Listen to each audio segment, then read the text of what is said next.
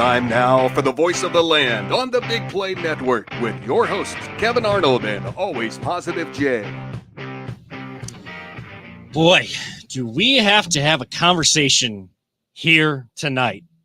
I am not happy. I'm going to do my best not to yell into this microphone.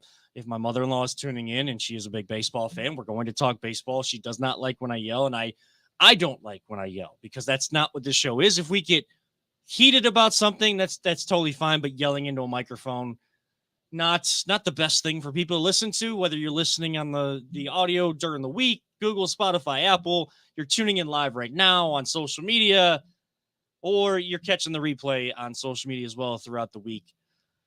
A lot to talk about, a lot to get into, and we will do just that right here on the Voice of the Land. I am Kevin Arnold. He is Always Positive Jay. We have Peter Tulip along with us as well. What Jarvis was to Iron Man, we call him Audio because he just feels like an AI system that's, the humanoid AI systems that are on their way. We might have the initial guinea pig project right here in Peter Tulip. This is, of course, partnered with Big Play Network and LPV Productions and brought to you by our great folks at Vector Technical. They'll get the right person in the right job the first time. Jay, let's just jump right in. Trade deadline come and gone in Major League Baseball. Guardians going into the trade deadline were two games out of first place. Twins not really taking hold of the Central Division. It was there. Could have added a bat. Could have added depth to this lineup. Maybe added some more pitching, something like that. This team, while it has not been a fun year at all, you know that they are fighting. They are giving everything that they have. They're probably as frustrated about their results as we are, if not more so, because that's what Terry Francona teams do. But now they have a different frustration. Sounds like Terry and the team not too happy with the front office by trading away and getting prospects for the future. The traditional Cleveland baseball way. Jay, where is your head at after seeing what has transpired over the last week since we did a show? I was so annoyed, Kevin. I was so annoyed. Oh, my God, was I mad. I predicted. I was like, if you saw me, I tweeted out, I think the Guardians are going to make a big move. I just didn't think it was going to be for prospects. I didn't think it was going to be our best pitcher. I was hoping we were going to trade prospects for something really good. And the complete opposite happened. Honestly, I'm not even mad about Josh Bell. I can give two craps. I kind of was glad we got rid of the salary dump. Maybe we'll get something better next year for him. Whatever, we had to pay that guy. But losing Savali hurt, dude. You got a starting pitcher that's below 3 ERA. That's pretty damn good. And you're like, we could just plug up another pitcher. That well's going to run dry soon, Kevin. They keep plugging away. They're just going to keep pulling all these young pitchers up. It's going to run dry eventually. I'm so disappointed. The fact, Jose Ramirez more or less gave you a rookie contract, a quarterback rookie contract in his prime. So in my eyes, every single year you have that dude on that contract, you should be going all in to win it all. You got a coach who's the best in the business. He ain't got the best of health. You think he wants to deal with this right now? That just slapped to those two guys in their face, man. That was just disappointing, Kevin. I'm disappointed. Peter, I know how big of when we talk sports, I know people don't really get to hear Peter's voice even as much, let alone see his face. All you got to do is just look at his character. That's why he's an AI system, because he's just out there floating. But in reality, just taking things back to day one with you, we know that you are a big baseball fan and a big Ohio State Buckeye fan. When we talk these things, you got a lot to say. Where is your head at after seeing the approach of this team to the trade deadline? And even though the record is not great, it's still below 500. you're still in contention for a playoff spot because that's how bad your division is. It doesn't matter that that playoff spot is still there for you. Well, I'm disappointed. The way I look at it is because we're in our division sucks. I mean, honestly, we would be the basement of any other division in baseball. And the fact that even with the players we had with Savali, Bieber when he was healthy, Tristan, if McKenzie was healthy, maybe it would be a different story. But the fact is, we can't get a foothold in this crap division. I was like, man, maybe we can win the division, but I didn't expect us to go anywhere in the playoffs. First round, trouncing was looking like that might happen. And so with what they did, I honestly think this was them saying, you know what, we're throwing the towel in. We're looking to next year. We've had injuries, but they did nothing to go for it now. And I agree with Jay. It's a waste of a year of Ramirez deal. I was disappointed in Bell. I'm not really sorry to see him go. I was happy when we got him because I thought, there was a bit of hype around him. So we thought we were getting someone that was actually going to perform and produce, and he didn't live up to the expectations. Bieber got hurt. We could get anything for him. That really kind of screwed us. But I'm really just disappointed because it just feels like, yep, this is a signal that forget it. We're just throwing the towel in. End of July. That's it. We'll see you next year. So for me, it's hard to get excited about. I want them to win. I'm still going to root for them, and I want them to finish strong. But I just feel like the front office said, man, it's not going to happen this year. So I'll give them credit for this. At least Chris Antonetti went and saw the team today and faced them face to face. You got to give him credit for that. What is that? All right. I threw it to you guys because I'm trying to make sure I don't. Again, I'm doing my best not to yell right now because whether I yell it or I just say it, it's, I'm not going to go quiet. That's for sure. Because nothing changes if you just think, oh, well, I can say all I want to say right now, but it's not going to change anything. So why should I even say it at all? No, that's not how we operate on the show. That's never how we're going to operate, never how I'm going to operate. I'm going to speak my piece. I understand why you say give him credit. But the issue is you didn't do that beforehand. This team, these players, for what they have gone through, for what Terry Francona has built, the culture that he has built, and the aspirations, the goals were still attainable. So wait, are you saying that you want the GM before he makes trades to talk to the team? If you're going to take it this direction, because clearly your team was in win mode, your front office decided to go throw in the towel mode. They didn't go full fire sale. And that's, Peter, I know you sent me that as like a potential title. I love like the grab, those words all together, but they didn't sell a lot. But you're going to sit there and tell me you're not punting on the season. I know that they can't actually say that, but come on.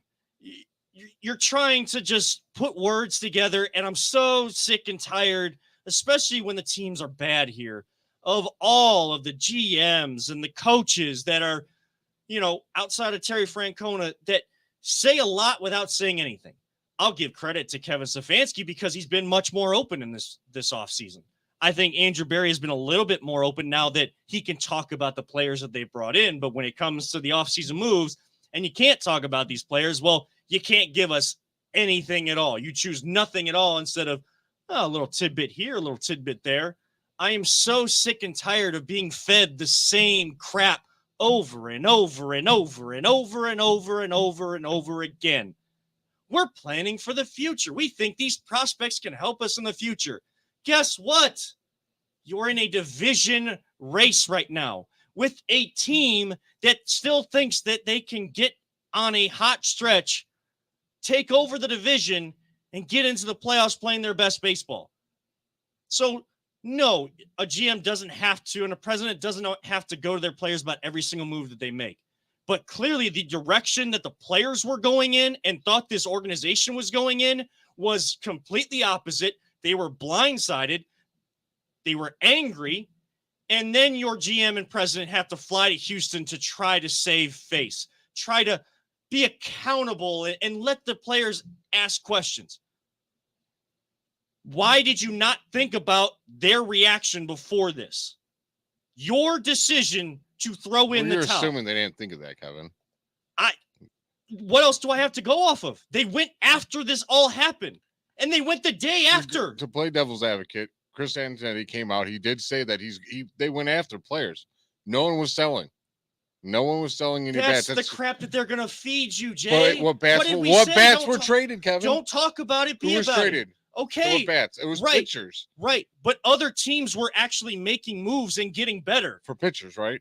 Not just pitchers. I don't know any big bats. CJ Cron going from the Rockies over to the Angels, like the Angels actually going for it, not trading Shohei Ohtani, trying to bring in more depth to that lineup so that it's not just on the shoulders of Shohei Ohtani and Mike Trout. Because in baseball, you can see it's clearly different than basketball, where having a big star and probably the best player in all of baseball still doesn't get you anywhere. But they are within reach of the wild card, of making a playoff spot, and they feel like they get in, they have a chance. Let's see what we can do to get in. This team, I don't believe, actually went after players.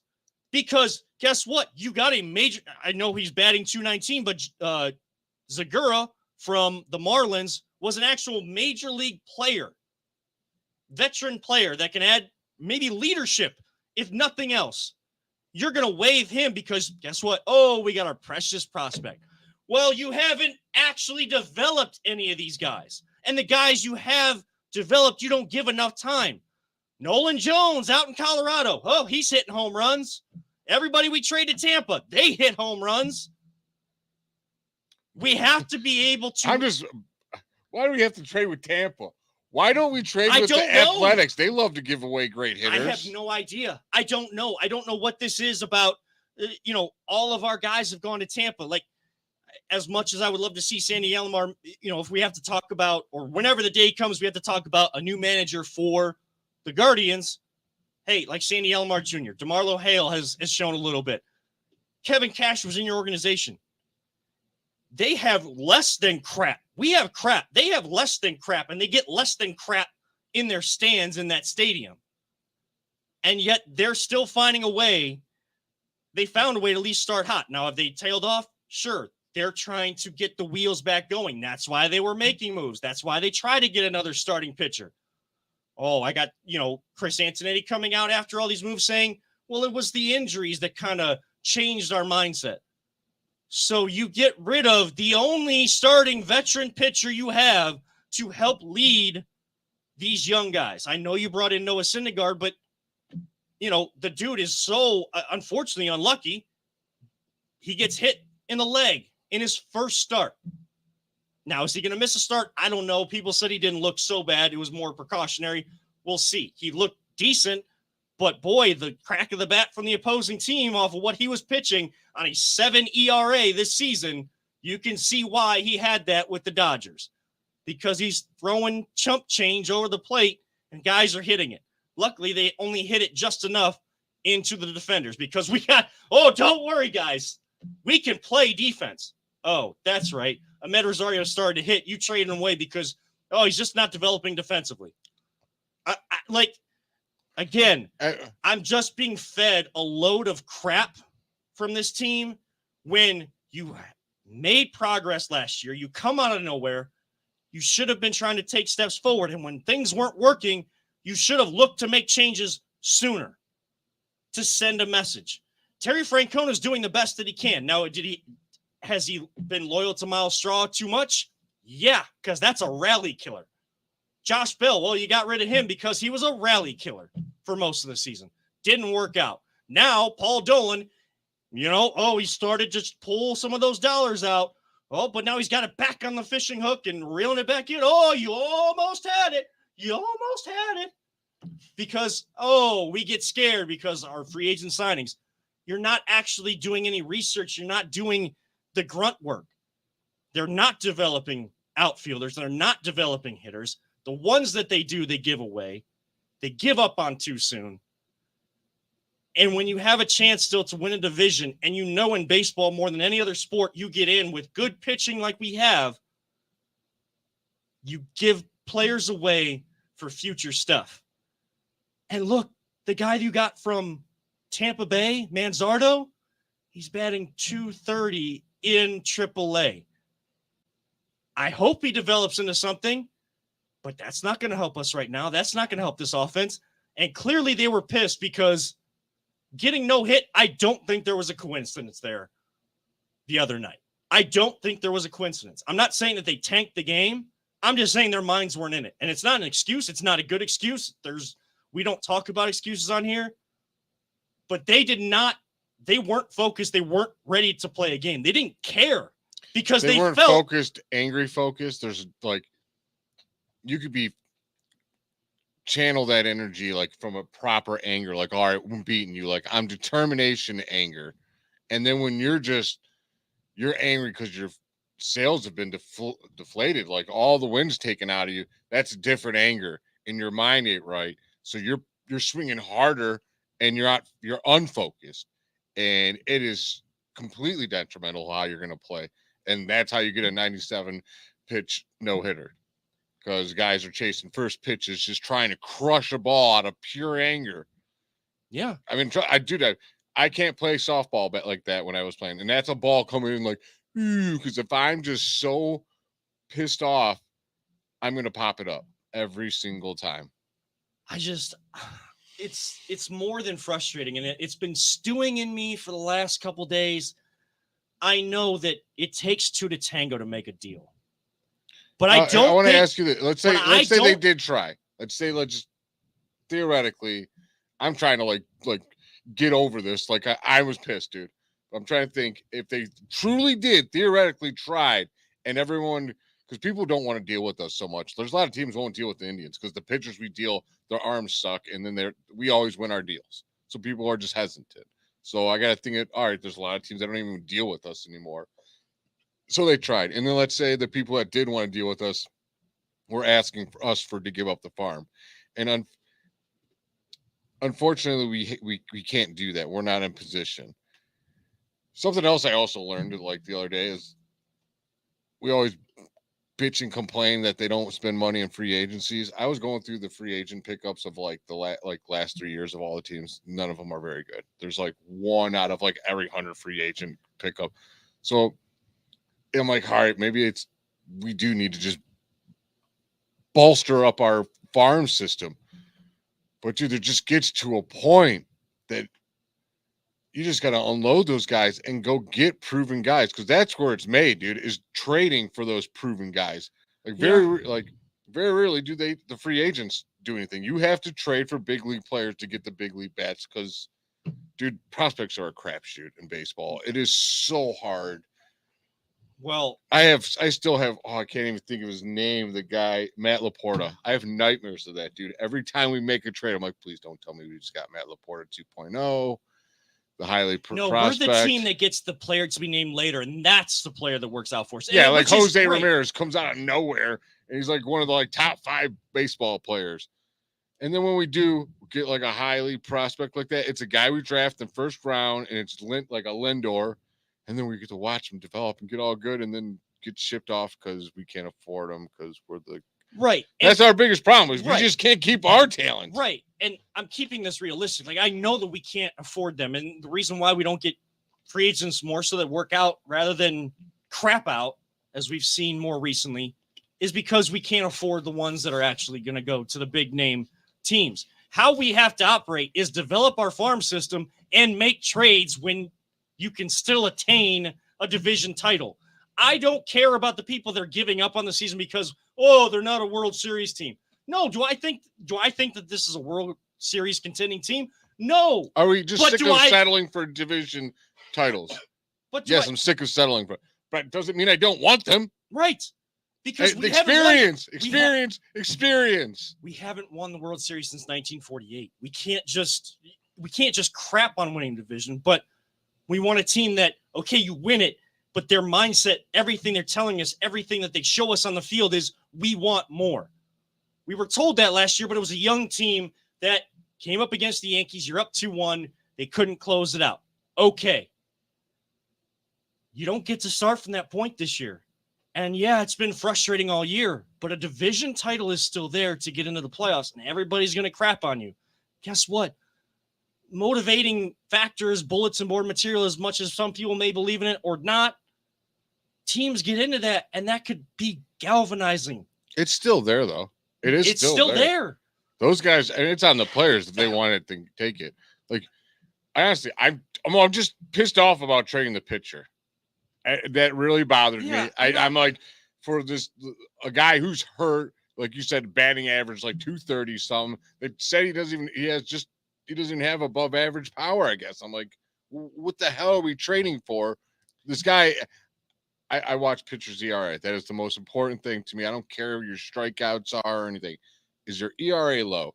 And if it's below 3, you're an elite pitcher. That dude was an elite pitcher this year. And everyone's like, oh, but he always gets hurt and this. Like, I don't remember him having Tommy John surgery or anything or major injuries. Like, I know. He was pitching great. Do I care that they traded Rosario or Bell? I don't. I can give two craps if they trade. Is Rosario finally starting to hit? Sure. And then it'll probably cool off and kill one of our innings again. And I tried my best to get Josh Bell jump started on this show, but he just was not doing it. I can't take it anymore. He hasn't. So I'm okay with them bringing up these young guys that I keep hearing about. All right, fine. Let's see what they got. Get up here and do it. And please, player like Jose, I heard the last few days, he was saying like he was out of it and just not himself. Came in today and it was on a different spirit. It was like, screw this. And he's going to try to be pissed off for greatness, I'm hoping. And like, I'm just hoping the silver lining is maybe one of these guys we call up right now takes off. And if not, they're all just – it was a waste of time and it was a wasted season. That's what we have to hope for. And we have to hope that if they do excel, that it's not just a flash in the pan this year either for the last couple months of the season. When you get to expand your roster to 40 or whatever, this is the main reason why I don't believe that they really tried to get better, because their response, the one truthful thing they said was, our mindset changed with all the injuries. Well, the injuries have been an issue for a while. I got a theory on that, what I think. The injuries have been an issue for a while. So your mindset changed a lot sooner than when this trade deadline came up. And you had this mindset to go in that was starting to be talked about. You knew the team was going for it. You know a Terry Francona managed team is going to still go for it. If they have a shot, they're going to go for it. And you didn't communicate. You did not. And you just put a big middle finger in our face as fans. You put a big middle finger in the face of Jose Ramirez, who signed that deal. That is who I feel the worst for. And it's a big middle finger to just the entire team, clearly, because they're all pissed off. What I think happened after Bieber and McKenzie went down and all these young pitchers came up, they weren't even supposed to pitch this year. And they're just like, wow, these kids are amazing. Tristan McKenzie's gone next year. Bieber's gone next year. They know it. And that's when they're loading up, I think, for next year, thinking these kids are going to develop and we're going to have this elite pitching staff and all these young guys and we're going to come up all at once again and make big run. Meanwhile, you have a division title right in front of you. There is no juggernauts in the AL. Like, are the Texas Rangers good? Yes. Are they beatable? Yes. Yankees, who cares? They're garbage now. Like Tampa Bay, are they good? Yes. Are they beatable? Yes. All these teams, there's no team in the AL that is unbeatable. You're like, oh, they're just a monster. Yeah. They're all. I mean, I'm still gonna be watching this team and hoping that they make a playoff run. But if we have to have eyes forward like this team always does, I'm being sold the load of crap of like next year. If that's really the case that they're going for it next year, I'm not taking this at you. I'm taking this at the team. If that is the case of what you're saying, that they're going for it next year, I better see an off season where this team is going for it. Because this offseason for the Cavs, they addressed needs. Are they going to work? I don't know, but they're trying to go for it. They're trying with limited assets. Maybe they'll just to go sign for it. Shohei. He's a free No, agent. Stop it. Stop it. Stop it. Stop it. I had to lighten up the mood a little bit. I'm sorry. But Guardians, oh, well, like we get a taste of that World Series, get so close. And then we don't capitalize when the window is still open, when we take everybody by surprise. When everybody's got a target on your back, continue to show them why last year wasn't just a fluke. And right now people think it's a fluke. So now I got to look to next year. Browns, I got to look to next year all the time. This is supposed to be the year. Oh my gosh. I want one of those. This is supposed to be the year to be the year. And if the Guardians are going for it next year instead of this year now, it better be an offseason that shows me you're going for it and keep guys accountable all throughout the organization. And with that 25-minute segment, we'll hit our first break. We will come back, switch gears, I guess, a little bit to the Browns, more so to Joe Thomas, who goes into the Hall of Fame. We will talk about him and the Hall of Fame game next, right here. The Voice of the Land, the Big Play Network. Whether you're looking to hire new talent or start a new career, Vector Technical has you covered. Vector Technical is a 28-year-old staffing firm that has helped thousands of job seekers advance in their career with reputable partners throughout Northeastern Ohio. Vector Technical is more than just a temp agency. With an above-average hire-in rate of 1 in 4 candidates, Vector works hard to connect the right person with the right opportunity the first time. Vector Technical hires for skilled manufacturing and light industrial work and is sure to have a career that you've been looking for. To learn more, visit our website at www.vectortechnicalinc.com. One. I can't even put on my headphones right now because they're so hot. Boy, 25-minute segment, and I don't feel like any relief because I love the Guardians so much. I mean, I love all the teams. But that's the team that's playing right now, and they still have something to go for. They have something to try to turn around. We just started the month of August. There's 2 months of baseball left. And they took the direction they did. And yes, good move by Chernoff and Antonetti to go to Houston to talk to the guys.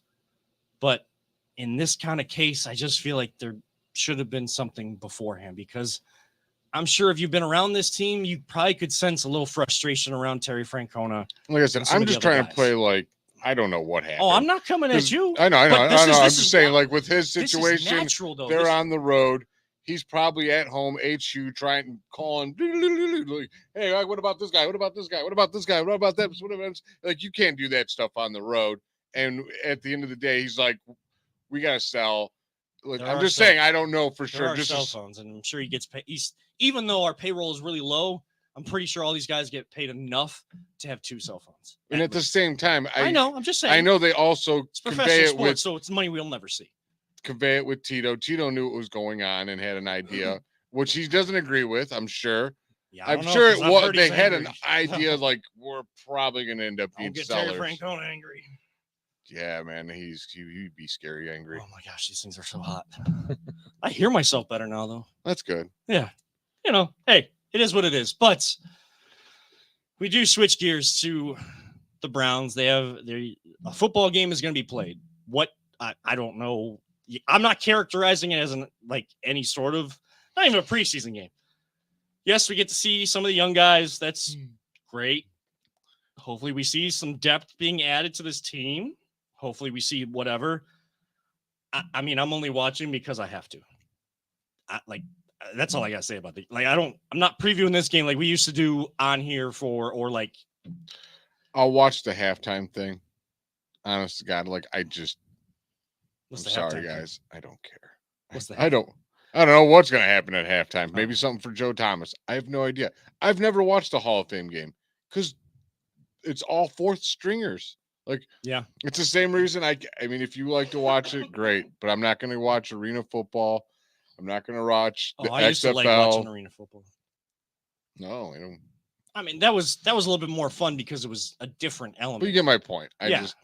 I tried the XFL. We tried the Battlehawks, I think, on this show, didn't we? No, that wasn't on this show. But I tried to watch the XFL. I watched 1 week. That was it. I didn't watch I any didn't watch any. USFL. I watched didn't a watch little. any. I watched a little bit of the XFL, but I watched probably more of the USFL, and went to one of the games down in Canton. Well, two of the games. They had a doubleheader. I mean, it was a great deal.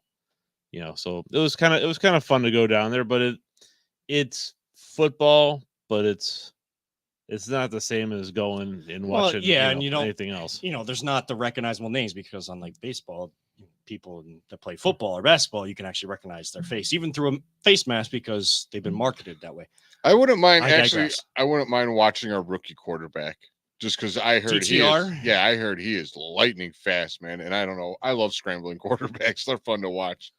Yeah, I So- mean, again, I'm gonna watch because I have to, but if I didn't have to watch, I wouldn't be watching. Like I wouldn't even I'm recording this game tomorrow. Like that's like I can't stand that those words are coming out of my mouth, but I can to the extent that you guys know how diligent I am about work that I do. So I'm going to be prepared for work by watching this game. That's the only reason I'm watching. The big part of the weekend will come Saturday. Joe Thomas, all pro left tackle, has the consecutive snaps played streak. The Iron Man of football. Iron Man of football. First ballot Hall of Famer, rightfully so. He's having his kids and his wife kind of do that initial speech. Every time you go to any sort of Hall of Fame, there's always like someone that enshrines you Mhm. into the Hall of Fame, then you come up and give your speech. That is so cool that he's That is so Joe Thomas. That instead of is- leaving any former teammate kind of feeling like, oh, why didn't you pick me? Why did you pick him? He picked his family. Like, you can't be upset with that. And like, that's going to be such a cool moment and such an emotional moment. Like as a fan, I'm looking forward to watching that. Again, for work, I have to watch it, but It's cool because his kids, I was listening today. They have no like memories of him playing because they were so Right. young when he played, and he retired. They were still young, so this is like a good memory that they're gonna have together, which is awesome, man. I mean, the dude got drafted. What did you see? Which Joe Thomas did you see him on his boat? You're like, yeah, he's gone fishing. We'll call him when he's ready to get drafted. yeah. And I think he went through all the crap with us. And I know he lives back in Wisconsin now. I mean, that's home for him, but he still loves this area. And I was listening to him earlier today too, and he said, there's a lot of NFL fan bases. They'll try to tell you different, but there's a lot of NFL fan bases that their team starts to not play so well. They'll go and watch something else. Not Browns fans. Like Browns fans will walk out of the stadium early if like more and more as the season goes on, if it's a bad season. But that's a statement that like we can't watch this crap. Like you keep giving us crap in a football town, like we can't watch this. We're gonna go to some bar or something like that. We're gonna enjoy the rest of our time being downtown. But like he endured all that, and he knows that Browns fans, like as much as we're down 42-10 in the game, who's still watching in the fourth quarter with 6 minutes left? No, I'm one of them, but I'm sure there's a lot more fans that are, because they want to see something. They want to see some sort of momentum turn. Like, is this the moment that turns the fortune for us? Like, we're always waiting for that moment and to see the results afterwards. Joe Thomas, like, he was the epitome of that kind of era. Like, there were moments, but nothing really ever turned around. And I mean, he is an upstanding guy. You can talk about all of his accolades on the field, but from everything that I've heard and I've seen now that he's done playing and like off the field engagements and speaking and interviews, it's just a guy you just want to go like hang out with, just go sit on a porch and hang out with, watch, some like back road, just house kind of, or maybe like a cabin like that has a little patio and is overlooking like a small lake or something like that, like just talking. He's just that kind of person where you feel like you could just talk to him and be like any other person. He's seen as a big figure here in Cleveland, and yet enough like he's walking around, up and down the streets and people are congratulating him, but like they're not bombarding him for autographs and stuff like that. So it's I don't know. Joe Thomas will go down as one of the best Browns of all time. I know it's not great, and a lot of people can't go to a game and break down what the left tackle, what the offensive line are doing, and you're not taking your kids, you're not taking yourself to go watch that. You're just hoping they don't get a lot of penalties. But when you watch Joe Thomas, you know It's a thankless job, unfortunately. Yes. But when you watch Joe Thomas, not in this city, though. there is We thank yous that should appreciate be, our left tackle like no other. there are thank yous that should be showered upon Joe Thomas, because while he didn't get penalties called on him, you still saw him taking on some of the best defensive ends, some of the best pass rushers, and they're not getting home. The sacks are coming from every other place along the offensive line when it wasn't very good. Joe Thomas, good luck going against him throughout the day. Do you think Jedrick Wills gets a unfair break because he has to follow Joe Thomas? He's not getting a break right now. No. The narrative on Jed Wills is starting to turn. I think part of that is because there's stuff. Miles Garrett's destroying him in training camp, and everyone knows it. But Yeah, it's also Miles Garrett, and he destroys Right. every left tackle he goes against. There's a reason they triple and double team the dude every play almost. right. But at some point, your manhood's Yeah. got to stand up, and you got to I don't know if I don't think anyone's got enough manhood to stand up to Miles Garrett. But I get your point. Right. I get your point. I just right. You're going against one of the best in the league. he needs to step it up for sure. If you think, But I'm saying, do you think prior to was he held? Is it? You don't want to be the guy replacing the great. You want to be the guy replacing the replacement. Yeah, I mean, Did he get stuck in that position I think on so. top of not living up to so much the first round pick that he was for Yeah. left tackle? I mean, I believe we were chanting for another name when we did our live stream during that draft too in 2020. But during COVID times, we did a live stream as the voice of the land, and I can't remember who it was. I think it was the guy out of Iowa, maybe. Tristan Wirfs. Oh, Tristan Wirfs. Yes, we were all rooting for Wirfs, and he just got a big deal. Was that the show But when we had everyone come on and stuff? Yeah, Hayden Grove, Cameron Justice. It turned into it was just Paul Brown came on. Paul Brown came on. Yeah, because Nick was still part of the show. We had Climac was on, Bohm was on.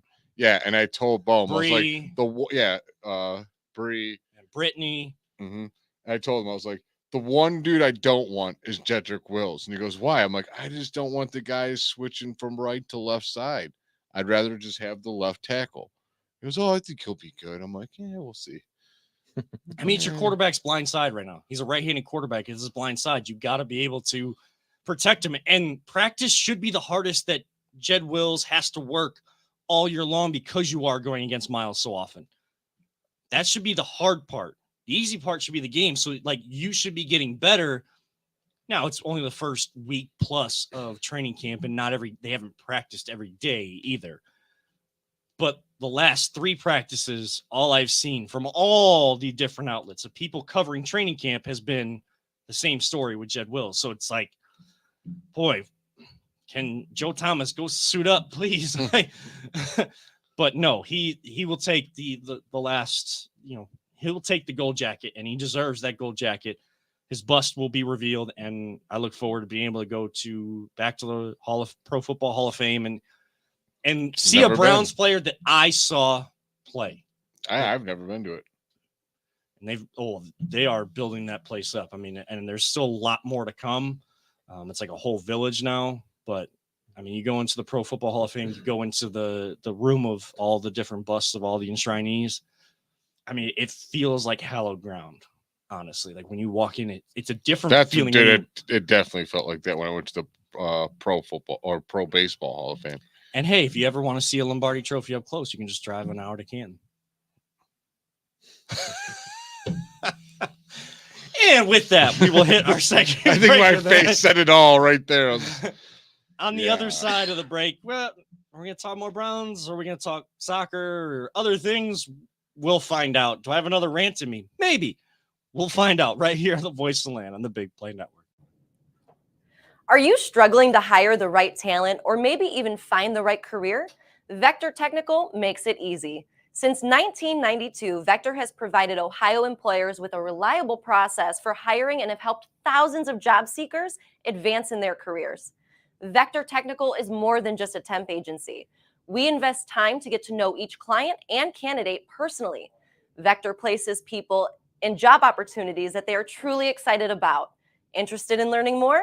Visit our website at www.vectortechnicalinc.com to see a full list of our current job opportunities and to find out what Vector Technical can offer you.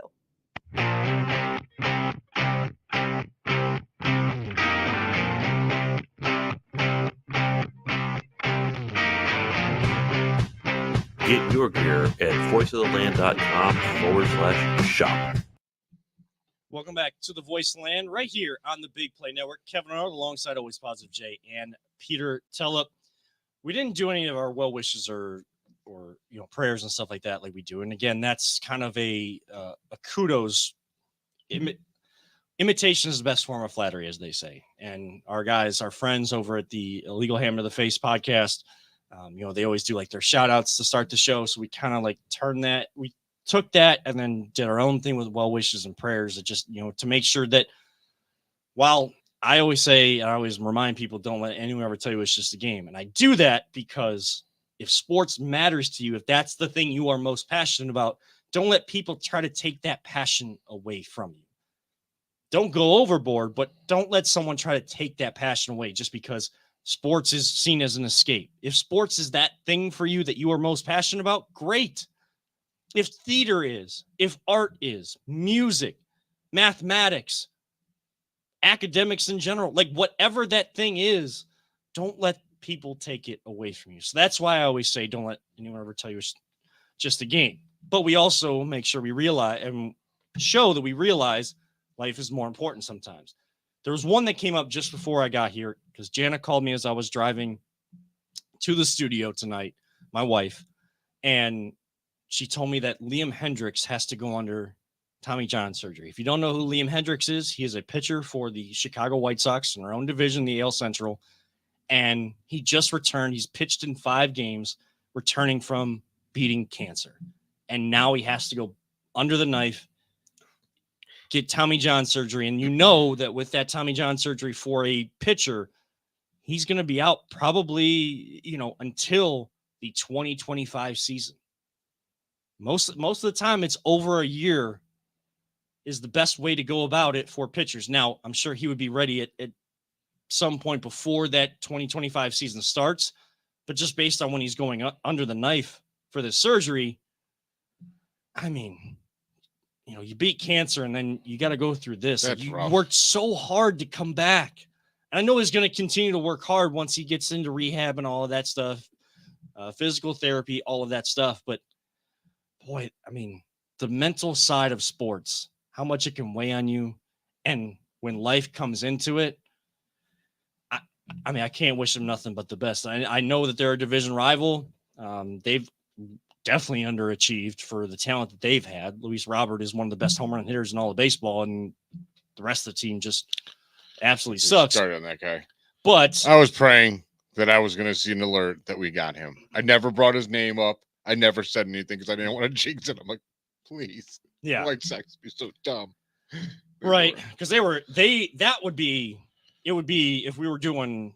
Oh, we were this fans of show would Chicago, have been like, so much different if we would have picked him up. Well, yes, I would have been this losing show my would have been mind. different, but we would have, if we were in Chicago and we were doing a podcast for Chicago sports because we're from there and we're fans of there, then we would have used like the in Chicago. Stop it. Trying to give credit where credit is due to Peter, who had a great show title. It just the White Sox were the ones in the fire sale. The Guardians like dipped their toe into sale, but just like little white flag, and it's still frustrating. It's even more frustrating nonetheless. But again, division rival in the White Sox. But at this point, that doesn't matter. All the best to Liam Hendriks. He'll beat this. He'll come out of it stronger. I mean, if you beat cancer, dude, you're a tough dude. I mean, he'll overcome this. Yeah, it's gonna be tough.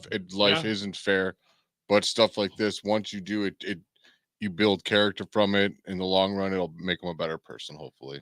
Real quick before we get to our last break and have a little bit of fun at the end of the show, I do need to bring up one other thing. Am I going to rant? I don't know. But I need to.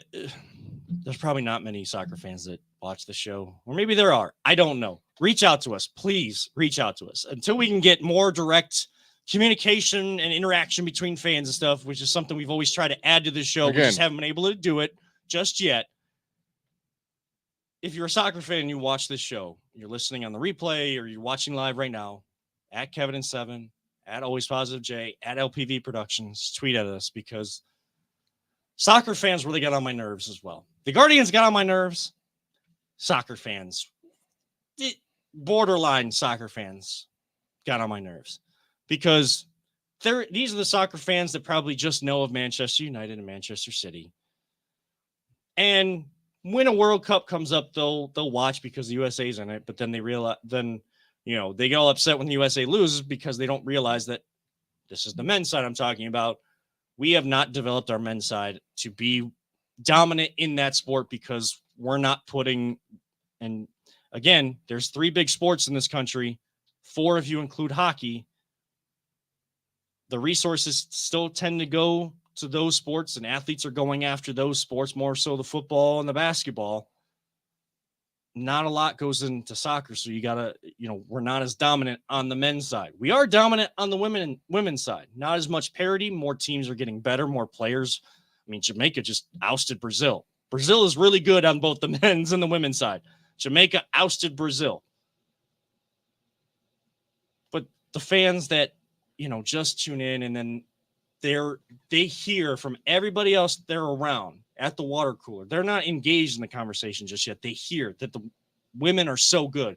They've won the last 2 World Cups. They're going to win another one.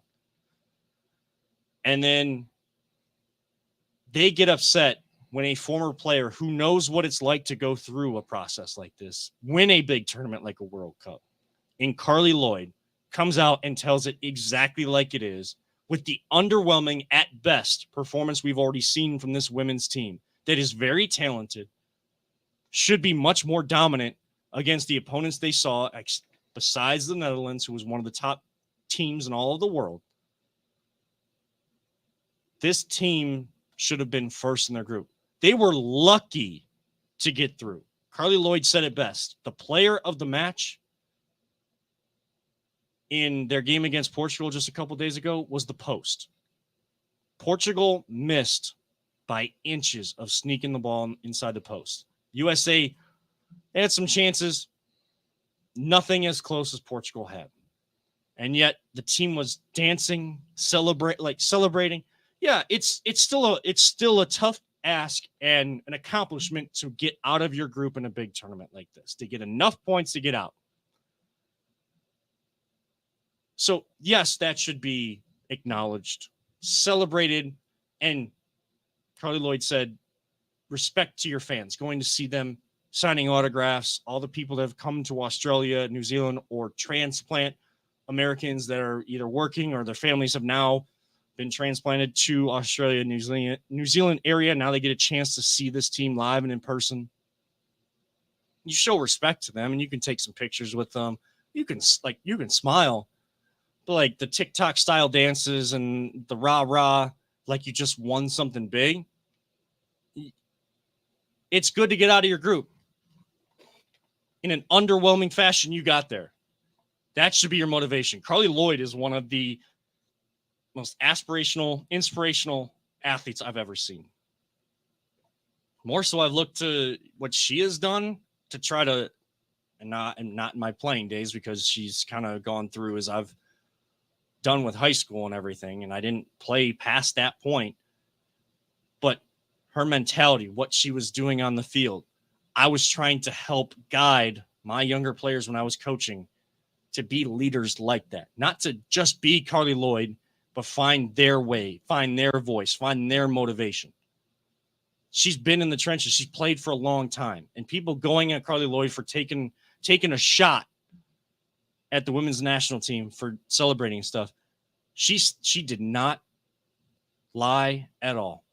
She didn't go too far.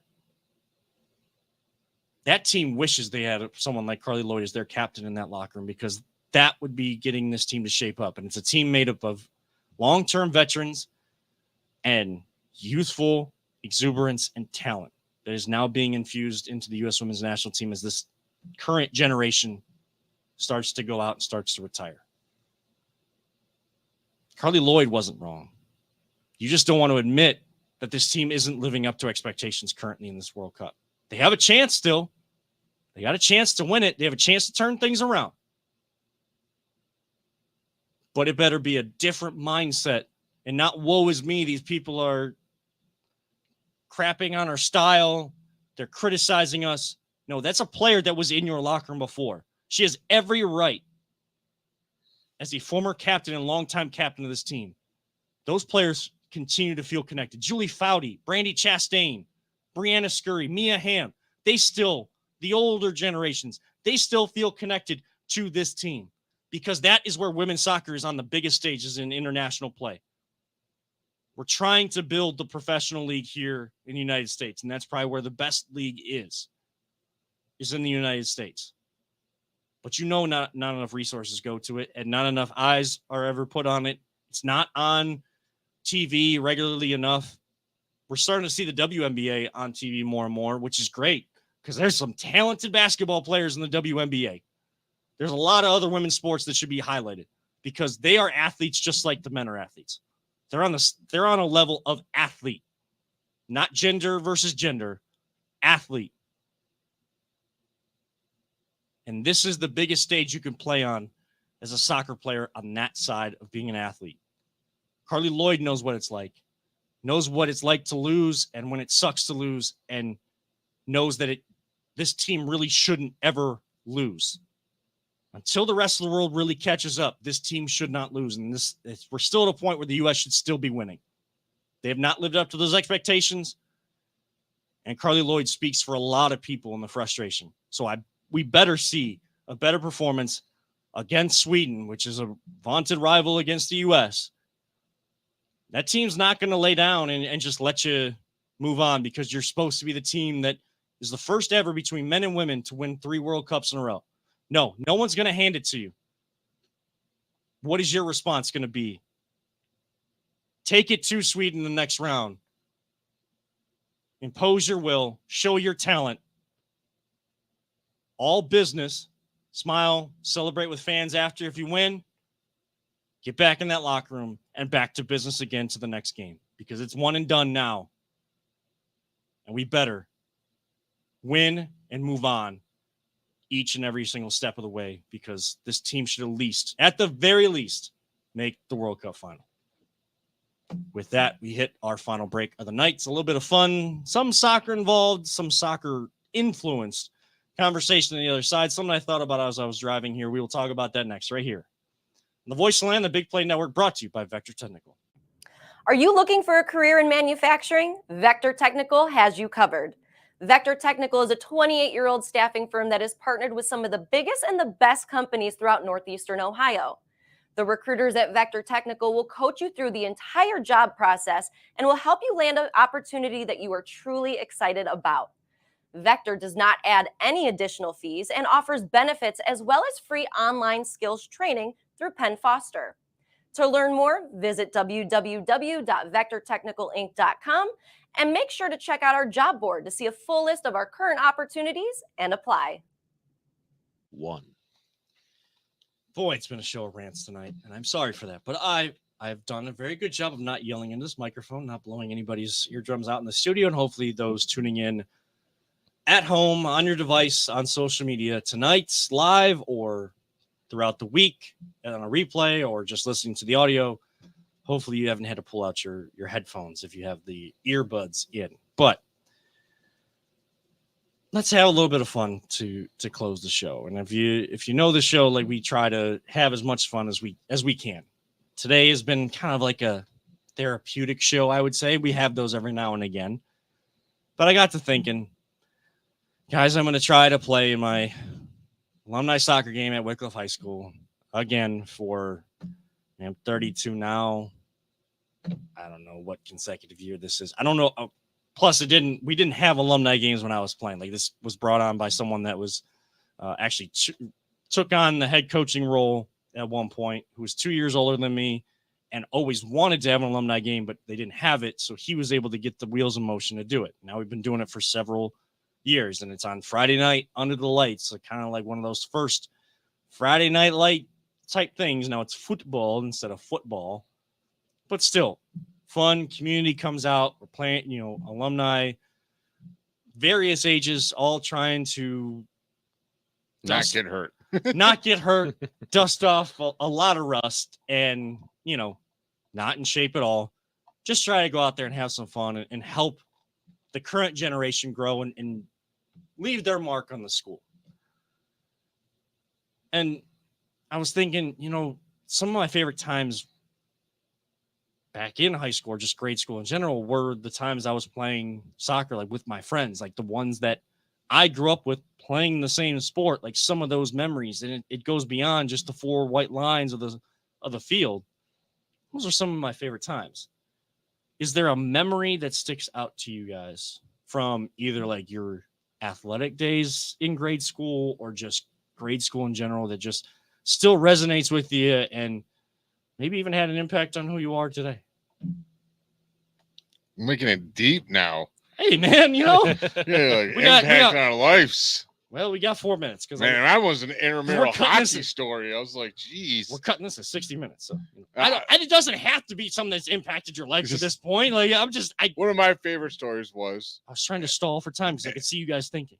intramural hockey championship game, and it was all me and my brother and our friends versus all the seniors. So it's juniors, seniors, and we did not like each other whatsoever. And it definitely got chippy. But my favorite part, not this part, is I got the puck went into the corner. So I went in there to get it, look over my shoulder, and the biggest dude in our school comes flying up and just blasts me into the wall. Whatever. He gets a penalty because you're not allowed. It's intramural hockey. You can't be checking people into the walls. Yeah, this isn't. We're not on skates or nothing. Yeah. We're running around on feet, See, dude, he goes, you're in the penalty box, whatever. And I go, oh, I'll take a shot like that any day for my team, and I'm going to make you pay for it. You know who won that hit that game-winning shot in that game, right? A defensive man named Jay came up deep and just slap shot it. No, I was talking about when you're angry and you can focus it. Yeah. Yeah, I focused all my anger into this slap shot, and dude, I swear it was like half court. It was like boom, boom, right to the back of the net, game winner. I just looked right at that dude. I was like, never. I wish I would have known the Michael Jordan thing when he does the Theme of the story. Don't check Jay. Don't. Angry Jason is not something you want to No. go against.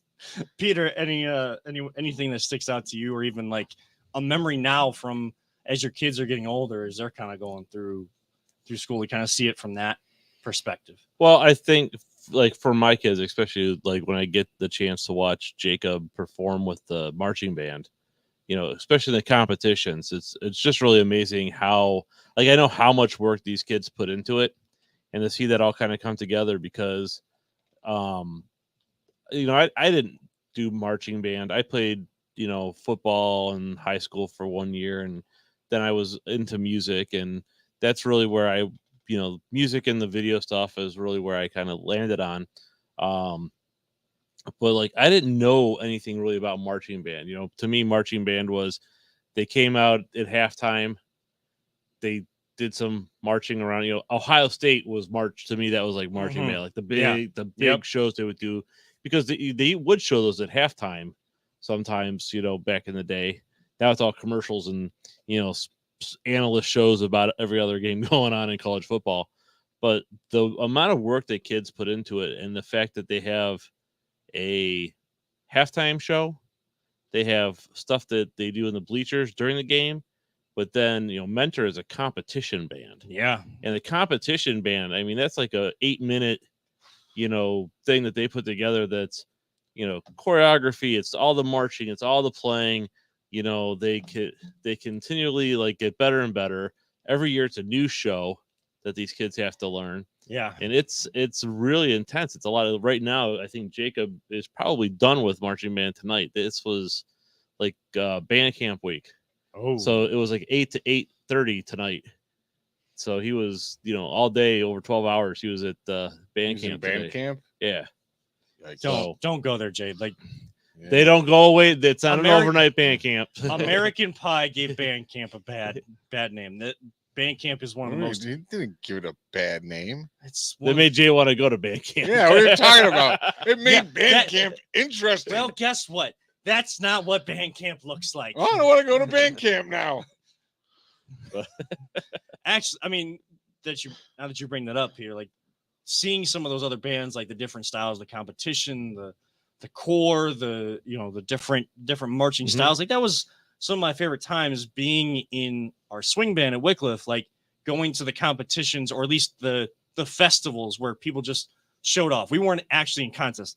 Look, all we really did was roll on our heads and create a drum pyramid. Like, yeah, it's cool, but like we're also being stupid because we're letting blood rush to our heads. Like, like that's not going to win anything at a competition. Those bands do a lot more than we ever did. And we did a lot of work for what all the different athleticism we needed and things like that.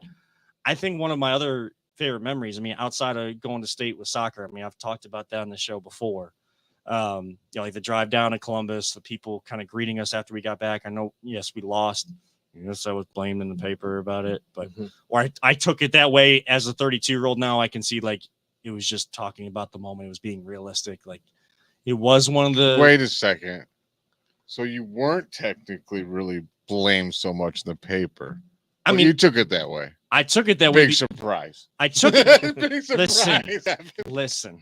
I'm not surprised at all. Listen. I don't want to listen. Listen, I still say that there's blame involved with it because we had other better opportunities to score.